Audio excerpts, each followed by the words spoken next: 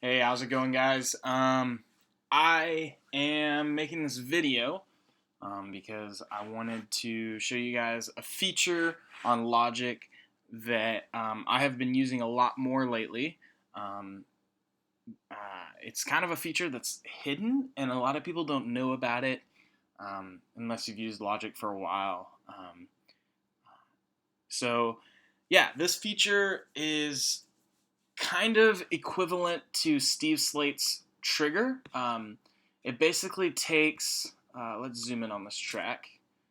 Um, yeah, so it takes these peaks in audio and it basically replaces that with a MIDI note to where you can drop a sample into that and replace your sound. So here's kind of what I'm dealing with.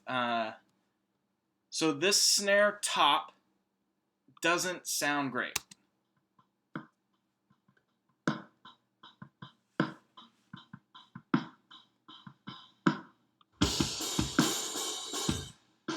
My snare bottom sounds pretty good. Got a lot of reverb from the room. I actually recorded in like a big empty room, and so that snare bottom mic actually has a lot of kind of reverb and just natural reverb behind it, and I really like it. But the snare top just sounds way too muffled, and it sounds way too yeah, it's not EQ'd well, and I could EQ it. Maybe I could have put a different mic on there. I could have done a lot of things, but this way for me works a little bit better. And so yeah, so the first thing I do is I want to make this one big track. Now, the reason why I want to do that is because it's easier to deal with one big track than it is to deal with chopped up sections. And so, like, for my toms especially, I'll usually chop up the parts where I'm not playing, so that way I'm not getting a lot of bleed and just stuff I don't want in there. So I'll chop it up and then I'll join the whole track together. That's why you can see that there's like just a line and you're not getting these waves between my tom hits. And then when I don't hit my tom, so my high tom I only hit 3 times in this whole song. By the way, this is Fierce by Chris Kulala, which is, I think he's one of the Jesus Culture guys. Yeah, I'm pretty sure he's one of the Jesus Culture guys. Yeah, it's a great song. The drums on it are awesome. And so I did a cover not too long ago. It's on my channel. This is actually that cover. And so, yeah, the first thing I want to do is I actually want to chop out this section right here. So if I just solo this and I come right here,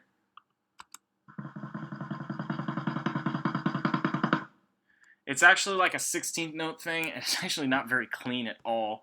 So what I'm going to do is I'm going to cut that out. Starts right about there, ends right there. And I'm just going to take that section and I'm going to cut it and I'm going to paste it right underneath where I had it. Let's see if I can zoom in a little more so I can get a little more precise. Let's paste that. Cool. So,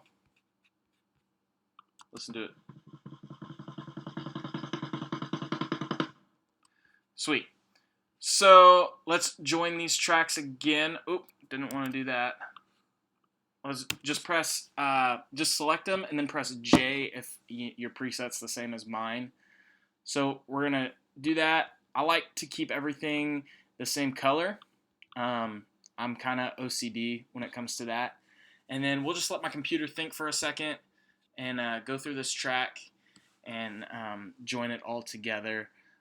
So we're going to deal with this later. We'll actually label this snare build. And we'll deal with this later. But we're just going to deal with this first one. This is my snare top mic. And I want to replace these with a sample. Now, I use a lot of different samples. Oh, that's a lot of windows that just came up. Um, let's get rid of all of these. I was moving some files over earlier. Yeah, so I use a lot of different samples, but the main ones I use are the Paul Mayberry That Sound samples. So if you can hear it, I have a bunch of them.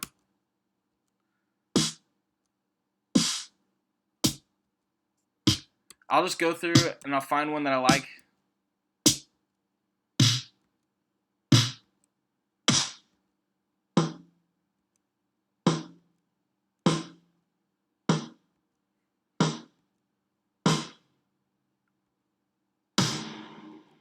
A little bit too wet for me.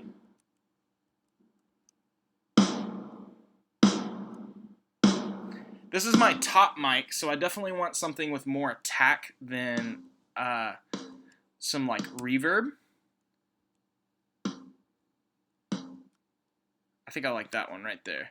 So we'll go with that one. So the first thing you do is, I have two screens, so if you guys couldn't see that, that's because I was on my other screen. So the first thing you're going to do is you're going to select the track you want to replace, and then you're going to go up here and you're going to go,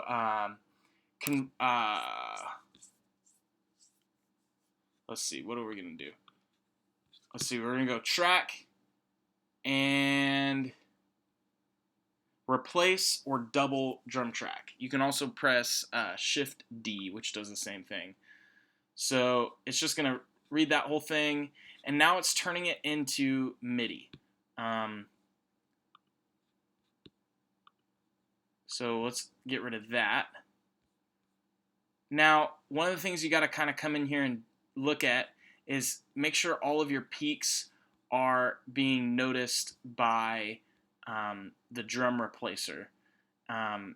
So one way to do that is just go pre-listen.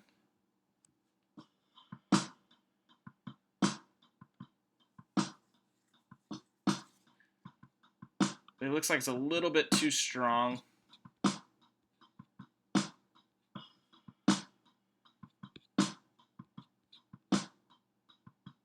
Let me just scroll through. It looks like right here we have one that's kind of lining up on like a kick or a hi-hat, whatever that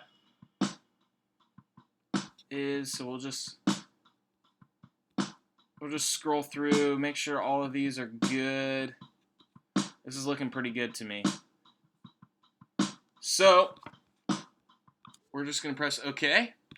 Now, to replace this with like a Mayberry sample, what you're going to do is you're going to go, see if I can remember how to do this one. Drum kit, producer kits. It's been a minute since I've used this feature.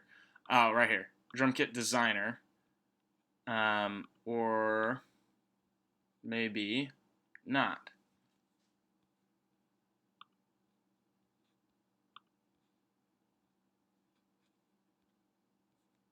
Let's see.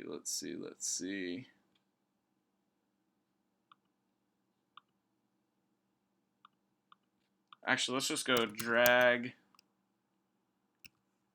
and drop sample kit. So this is the one I've been using, and it works great. I'm a big fan of it. So you're going to want to select this, go editor, and then I'll draw this up here so you can kind of see what's going on.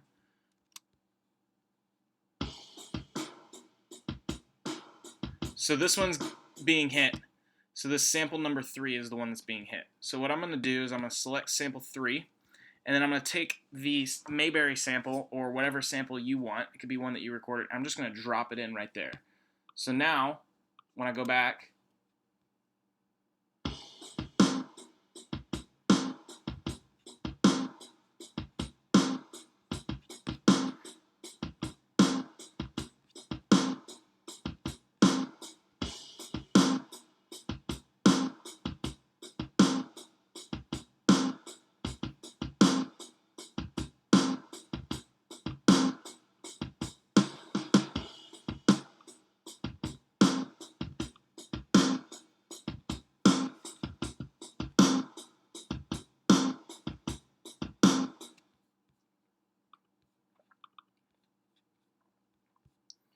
Sweet. So let's select all of these and just extend them out. Let's also quantize them.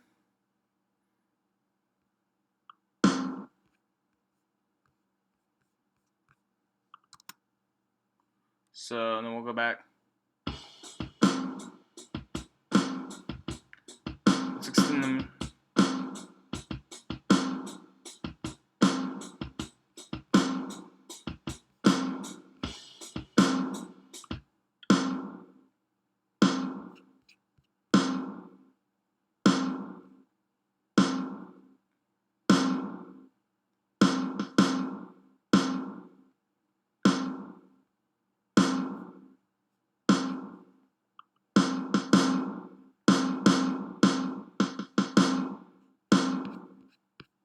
Sweet. So we can kind of see how that sounds with everything now. It's a little bit hot in our mix. Oop.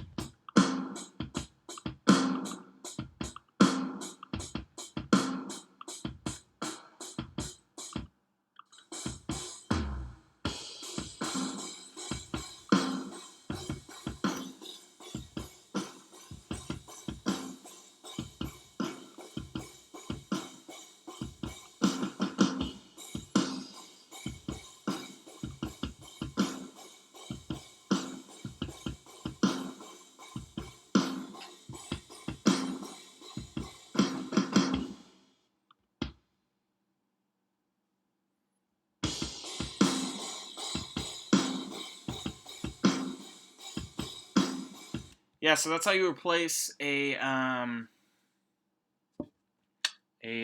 recorded snare drum sound with a like a MIDI sample.